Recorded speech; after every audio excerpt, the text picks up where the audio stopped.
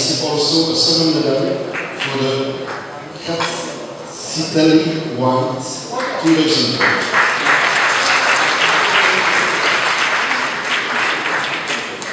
დიდი მადლობა მინდა გადავხადო პირველ რიგში აი ამ მეფეობის ხელმძღვანელებს, დამფუძნებლებს იმისათვის, რომ თქვენ ახდენთ საქართველოს როგორც ღვინის ქვეყნის, როგორც მნიშვნელოვანი ტურისტული მიმართულების პოპულარიზაციას.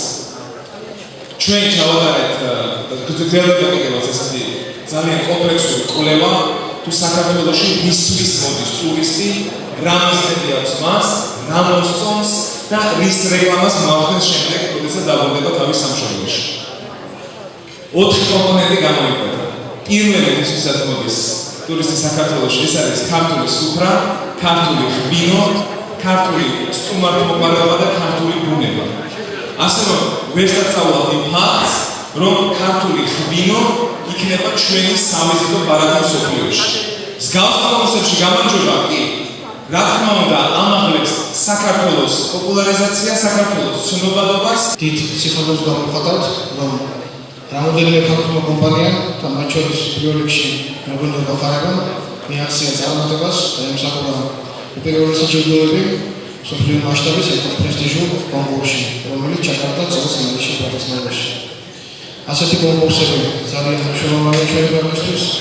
ეს ხელს უწყობს ჩვენი ღვინის პოპულარიზაციას მსოფლიოში, თუმცა ეს წელს, როდესაც ჩვენი მთავრობა განსაკუთრებულად დიდ ყურადღებას უთმობს სოფლის მეურნეობის განვითარებას, მათ შორის უპირველესად მეღვინეობას.